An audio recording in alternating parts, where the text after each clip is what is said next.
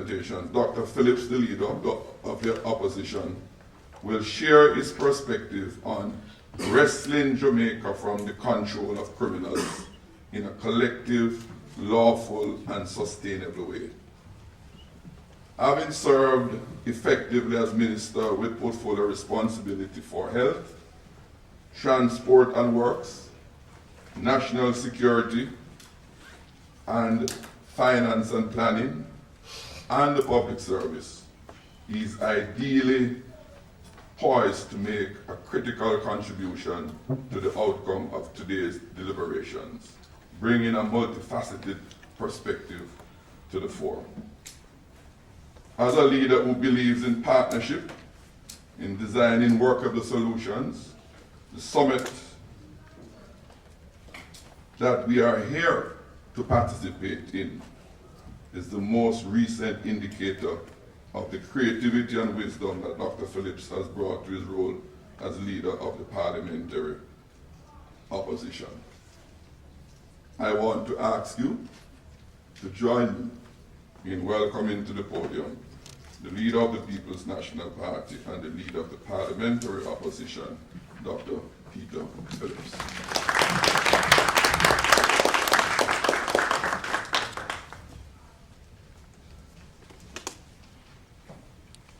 Thank you very much, Fitz. Honorable Attorney General, members of Parliament,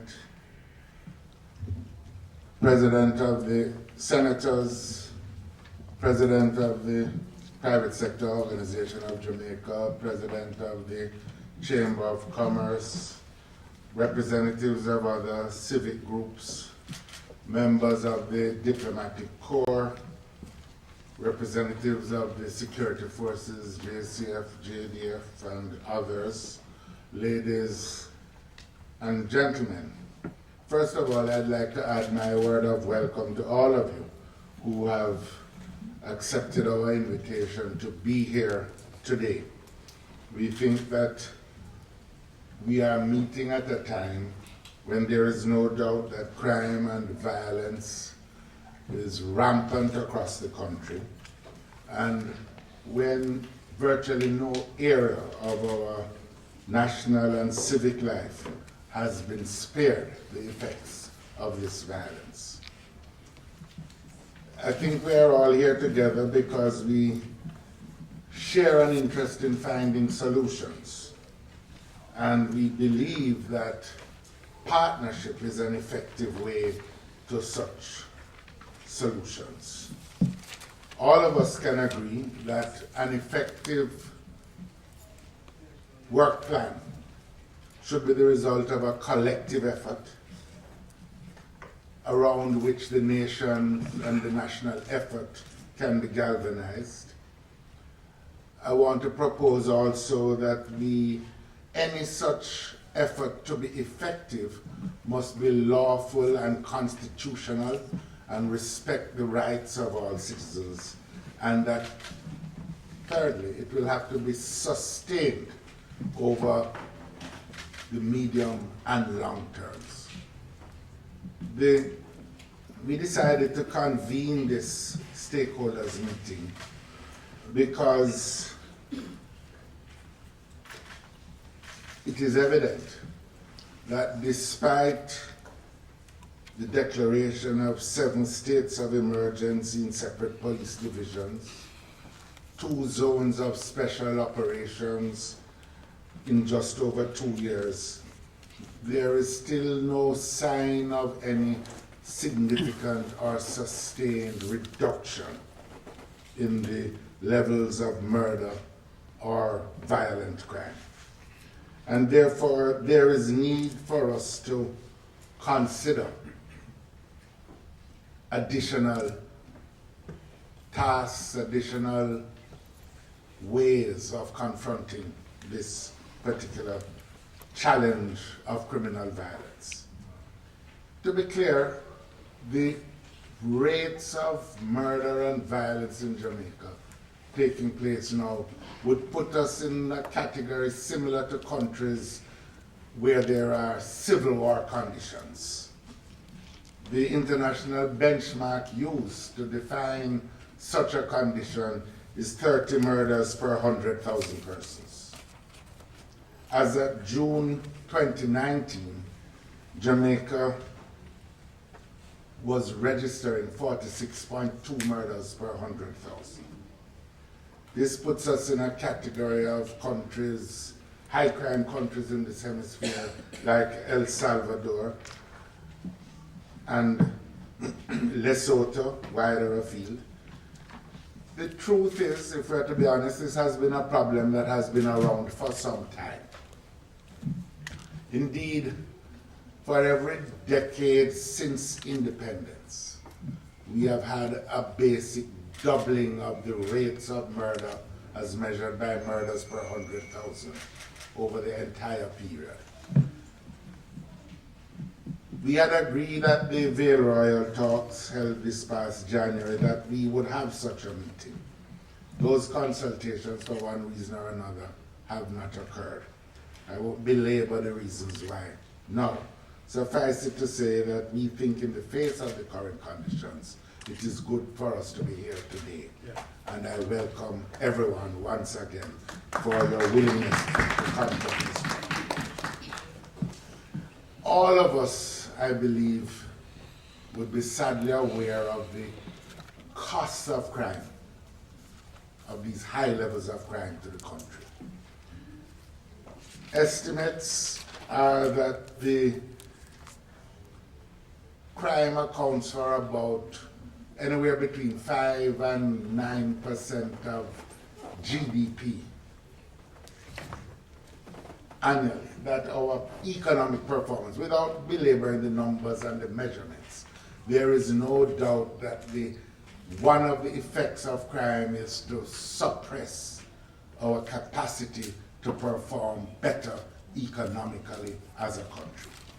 It imposes particularly high costs on our health services, on our enterprises who are constrained in running double shifts, for example, because of the high security costs that they have to apply, and where our social services are also beset with these additional costs.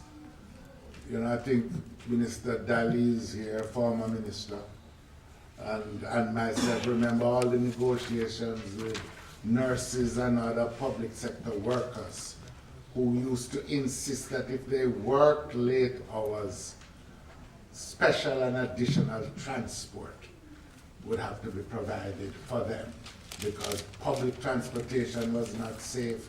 The communities in which they worked, they didn't consider safe. These are additional costs on a budget, which in a different situation would not have to be borne. Not to mention, of course, the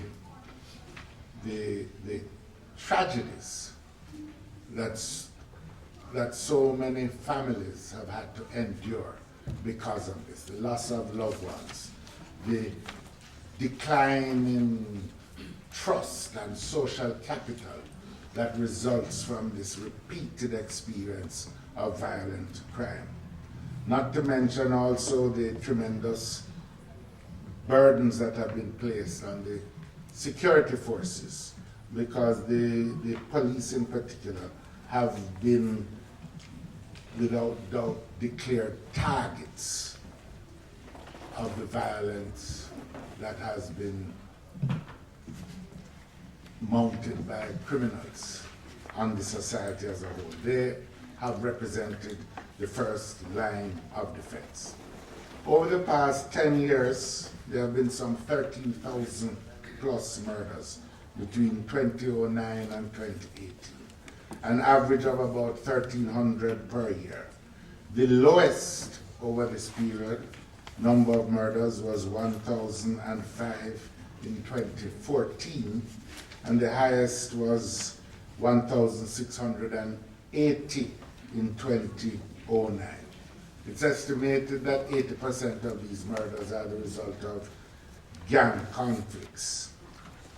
Despite that, however, I think that we would do well to recall the experiences over the 50 plus years of independence of sustained criminal violence. And it would suit us also to register the lessons learned collectively over this period. The first thing I think that should be clear is that this violence and the solutions to it go beyond simply a policing problem.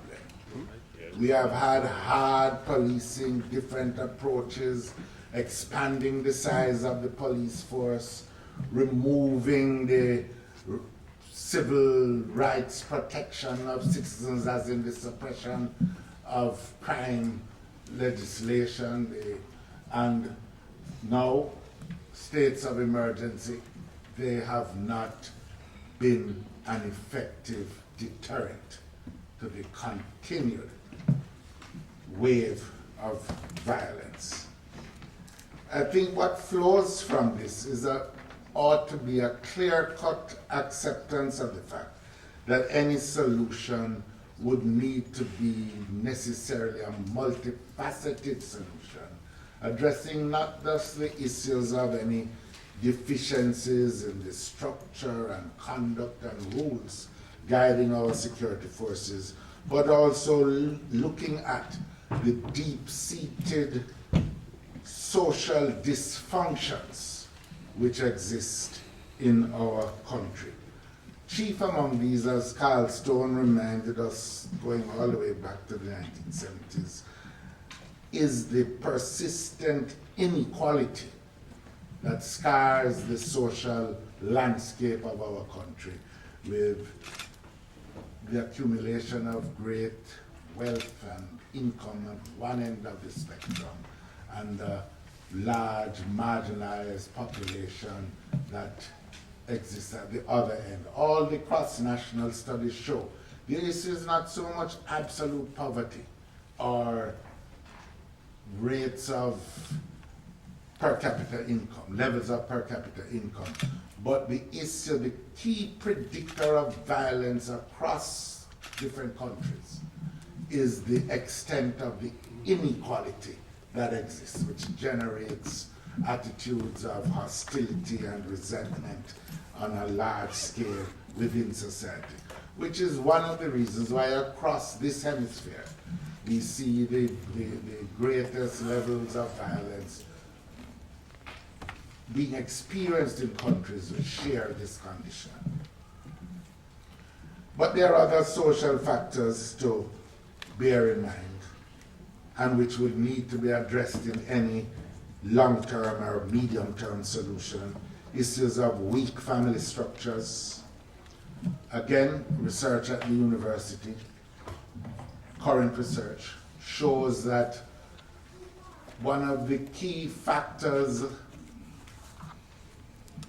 that affects those who are responsible for multiple murders is the sense of rejection within the family structure, and in particular the antipathetic relationships between mothers and sons in that family structure.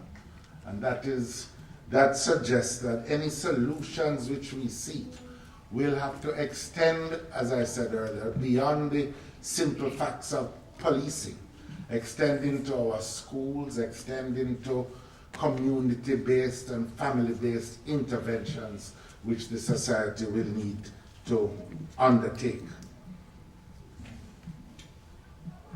It is obvious that in our educational system, one of the key socializing institutions, one of the key institutions responsible for the socialization of our children, that these institutions have broken down. Many factors can account for this, but not least, I think, is the fact that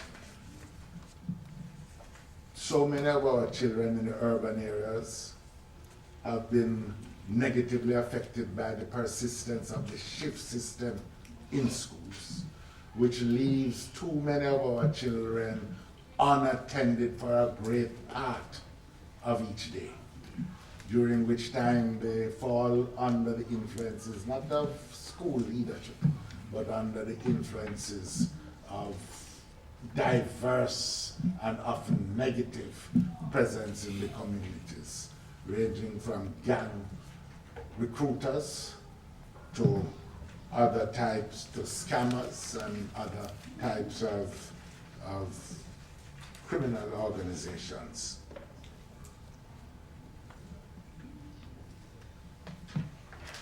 Associated with all of this, we need to take account of a growing culture of violence that has taken root in many aspects of our society.